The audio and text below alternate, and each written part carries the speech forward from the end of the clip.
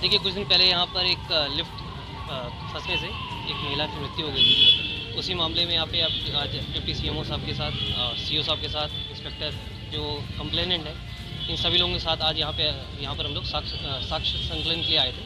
और यहाँ पे परिजनों की कंप्लेंट भी थी कि यहाँ पीछे एक दो जगह से सील खुली हुई थी। तो आज पूरी तरह साक्ष्य संकलित किया गया है और इसके साथ साथ यहाँ पे जितनी भी जगह थी जहाँ से आने जाने का रास्ता था, मार्ग था, जहाँ से टेम्परिंग हो सकती थी, इन सभी जगहों को वापस से दोबारा एफएसएल की मौजूदगी में इसको सील किया गया है। एफएसएल ने यहाँ से एविडेंस भी कलेक्ट किए हैं। अब इन सभी चीज़ों की तथ्यात्मक रूप से जांच की जाएगी और जो भी तथ्य इसमें सामने आएंगे उसके अनुसार इसमें अग्रिम कार्रवाई की जाएगी। वहीं परिजनों का ये भी आरोप है कि जो आरोपी हैं वो क्लिनिक चला रहे हैं और आज़ाद घूम रहे हैं, गिरफ्तारी क्यों नहीं हुई? इसके बारे में अभी जैसे मैंने बताया कि विवेचना जारी, विवेचना जो भी तथ्य सामने आएंगे, जैसे बताया आज एविडेंस कलेक्ट कर लिया गया है। जो भी इसमें एविडेंसेस में जो भी चीज़ सामने आएंगी, डीवीआर हमारे पास है, सीसीटीवी फुटेज देखी जा रही है, इसमें आसपास लोगों के सभी के रोल चेक किए जाएंगे और जिसके भी जो भी रोल आएगा, जिसमें सामने आएगा उसके अनुसार इसमें अगली विधिक कार्रवाई की जाएगी। हाँ बोलो भाई, क्या नाम है आपका? मेरा नाम सतीश मावी है। मेरा छोटा भाई है अंकुश मावी, उसी की वाइफ के साथ ये हादसा हुआ था। और मैं आज ये कहना चाह रहा हूँ कि जहाँ आज 8 तारीख है, पुलिस ने आज ये हॉस्पिटल सील किया है आप लोगों के सामने प्रॉपर। 5 तारीख की ये घटना है। ये मानिए 3 दिन तक ये हॉस्पिटल में मेन गेट सील कर दिया। बाकी कुछ ऐसे गेट थे जो आज सील किए गए हैं। इन गेटों पे कोई सील किसी तरह की नहीं थी। हॉस्पिटल के अंदर हम लोग अंदर गए हैं, आप लोग अंदर नहीं जा पाए। हम गए थे। एक भी कागज़ हॉस्पिटल के अंदर नहीं है, कोई भी सामान किसी तरह का हॉस्पिटल का नहीं है जो हमारे पेशेंट से रिलेटेड जो हमने इनके काउंटर पे जमा किया था। और एक चीज़ मैं आप लोगों के माध्यम से जो हमारे सीएमओ साहब हैं उन तक एक मैसेज देना चाहता हूँ। जो उन्होंने एक बयान दिया था कि लिफ्ट गिरती रहती हैं, ये तो हादसा है, अचानक किसी के भी साथ हो जाता है। मैं मानता हूँ, चलिए कोई बात नहीं, हादसे होते रहते हैं। इसी हॉस्पिटल के अंदर मैं आप लोगों के सामने फिर कुछ लोग ऐसे लेके आऊँगा विद प्रूफ के, जो हॉस्पिटल में फुटेज उनकी मिलेगी, जिन लोगों ने यहाँ पे इलाज अपना कराया है कि हमने इलाज कराया था, हमारा पेशेंट 1-1 घंटे लिफ्ट के अंदर बंद लिफ्ट रही। कई लोग हमारे पास में ऐसे हैं, मैं विद प्रूफ आपसे चीज़ करूँगा। दूसरी चीज़, सीएमओ साहब ने एक चीज़ और कही थी कि लिफ्ट के अंदर ओवरलोडिंग थी। सीएमओ साहब, दिमाग ख़राब हो गया है क्या आपका?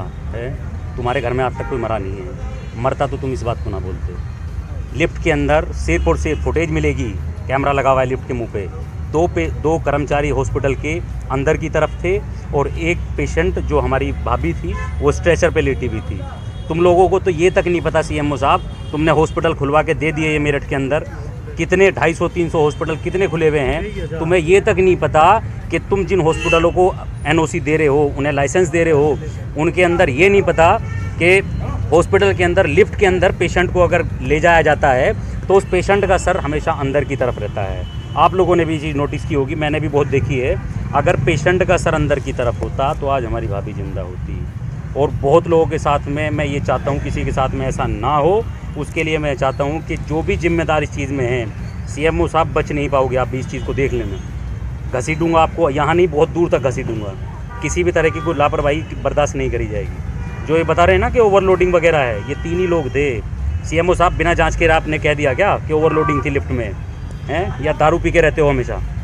आपने उस टाइम भी देखा होगा, सीएमओ साहब से एक सवाल किया गया था कि इसकी एनओसी है या नहीं है, तो उन्होंने कहा था कागज ओके हैं। आपने सुना भी होगा। किस चीज़ के कागज ओके है सीएमओ साहब? जब आपको ये नहीं पता कि हर एक, मैं आप एक चीज़ बताऊँ, कोई भी कितना भी बड़ा हॉस्पिटल हो, कितनी भी बड़ी से बड़ी सोसाइटी हो, हर सोसाइटी के अंदर लिफ्ट को ऑपरेट करने वाला एक ना एक बंदा जरूर रहता है, हमेशा 24/7 कोई ना कोई रहता है, 2-3 बंदे जो भी हों।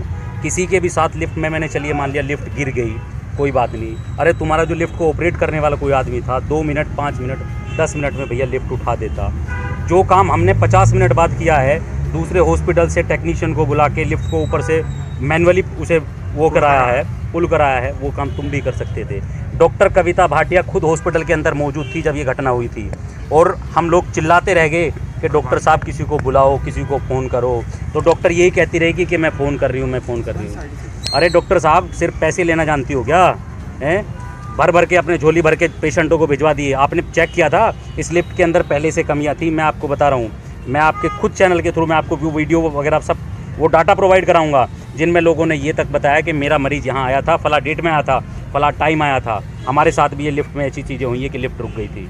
जब डॉक्टर साहब आपको पहले से पता था कि लिफ्ट ऐसी चीज़ें दिक्कत आ रही है लिफ्ट में, तो आपको यहाँ भर्ती नहीं कराना चाहिए था। अरे हमको इतने वो थोड़ी हैं कि हमारे पास कुछ है नहीं। अरे मेरा भाई मिलिट्री हॉस्पिटल छोड़ के, जहाँ फर्स्ट क्लास क्वालिटी रहती है हॉस्पिटल की, सारी चिकित्सीय सुविधाएं रहती हैं, उन्हें छोड़ के तुम्हारे भरोसे तुमसे 6-7 महीने से हम लोग ट्रीटमेंट करा रहे थे, तुम्हारे अंदर एक भी दया नाम की चीज़ है ही नहीं। सतीश भाई मेरा आगे चलता रहा भैया 50 मिनट तक उसकी लिफ्ट यहाँ दबी रही, यहाँ दबी रही, 15-20 मिनट तक वो रिस्पॉन्ड कर रही थी। अगर ये लोग हॉस्पिटल वाले जो भी लोग थे इसमें, जो भी चीज़ को जानते थे, हम लोग तो 50 की जगह 100 भी इकट्ठे हो जाएं, आप भी इकट्ठे हो जाओ, कोई कुछ नहीं कर सकता। जब तक कोई भी इंसान प्रॉपरली किसी चीज़ को नहीं जानता, इनके जानने वाले जो लोग होते, अगर वो 5 मिनट 10 मिनट में अगर उसको उठा लेते तो उसकी जान बच जाती। जैसे मैं घर पहुंचा था, मैंने देखा वो छोटी सी बच्ची अपने बाप को एक दिलासा दे रही थी कि पापा मम्मी सितारा बन गई। तो ये कह रही थी पापा आप रो मत, मम्मी ना तारा बन गई है, और आपको जब भी मम्मी की याद आए तो आप तारों से बात कर लिया करना, मम्मी आपके सपनों में आएगी, आप उनसे बात कर लेना। भैया हम कैसे उस छोटे बच्चों को कैसे दिलासा दे पाएंगे कि तुम्हारी माँ कभी नहीं आने की। हमारे आंखों के सामने प्राण निकल गए हमारी के।